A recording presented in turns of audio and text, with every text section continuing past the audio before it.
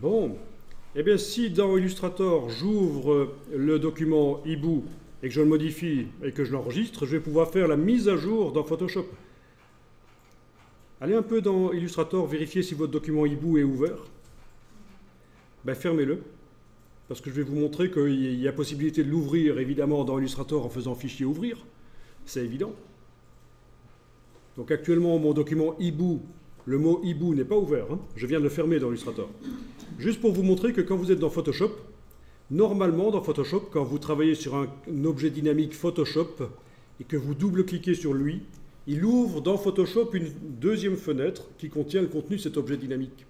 Mais étant donné que l'objet dynamique ici contient de l'Illustrator, quand je vais double-cliquer sur l'objet dynamique dans Photoshop, ça va s'ouvrir dans Illustrator. Donc allez-y, double-cliquez sur le mot hibou et voilà. Et vous avez l'ouverture dans Illustrator.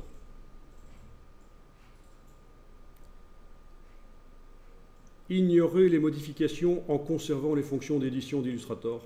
C'est parfait. C'est ce qu'il faut. Donc mon document, c'est vraiment le document Illustrator qui était à l'intérieur de l'objet dynamique qui s'ouvre. C'est le mot hibou, avec juste un motif. Mais on est bien d'accord que dans Photoshop, tous les effets spéciaux sont en dehors de l'objet dynamique. C'est pour ça qu'il ne s'ouvre pas dans Illustrator. Ce que j'ai ouvert, c'est le contenu. Oui, vous avez eu un message supplémentaire, le message habituel qui indique que une fois qu'on a modifié le contenu, il faut enregistrer. Moi, je l'avais dans mon Photoshop, j'ai désactivé ce message-là parce que à chaque fois ça apparaît. Mais vous l'avez eu. Donc vous avez eu un premier message qui disait une fois que le contenu aura été modifié, vous faites fichier enregistré et ça se mettra à jour dans Photoshop.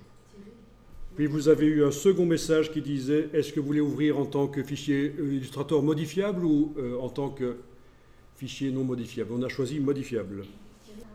Ok, donc ceci n'est pas évident à comprendre en fait, hein. Enfin, si on se concentre, on comprend, mais ça demande un peu de temps.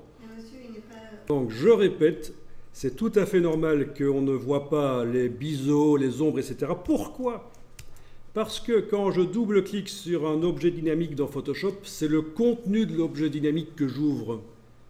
Et les effets spéciaux de biseaux, d'ombre portée, etc., elles sont en dehors de l'objet dynamique, elles sont greffées dans Photoshop à l'objet dynamique. D'accord ?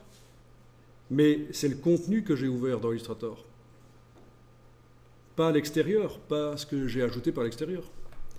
C'est ça qu'il faut bien comprendre, c'est qu'on a un fichier Illustrator qui est imbriqué dans un fichier Photoshop. Et donc là, une fois qu'il est ouvert dans Photoshop, dans Illustrator, une fois qu'il est ouvert dans Illustrator, qu'est-ce que je peux faire ? Je peux par exemple changer le texte. Vous mettez ce que vous voulez, vous modifiez la dimension si vous voulez.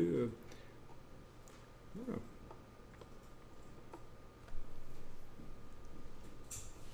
Et on pourrait faire autre chose, on pourrait changer le motif, on peut faire ce qu'on veut. En tout cas, ici, je vais juste changer le texte. Et on peut peut-être mettre un contour en plus. Oui, comme ça, vous voyez qu'on peut mettre un contour en plus. Ah oui, le contour, oui. Par la palette aspect, peut-être. Ce sera peut-être plus professionnel d'y aller par la palette aspect.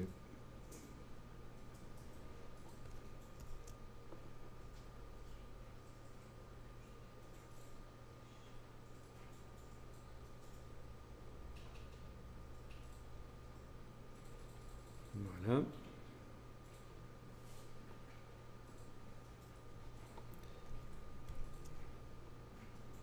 OK. Etc. Vous vous amusez si vous voulez. Vous pouvez même dupliquer le contour, mettre du blanc, etc.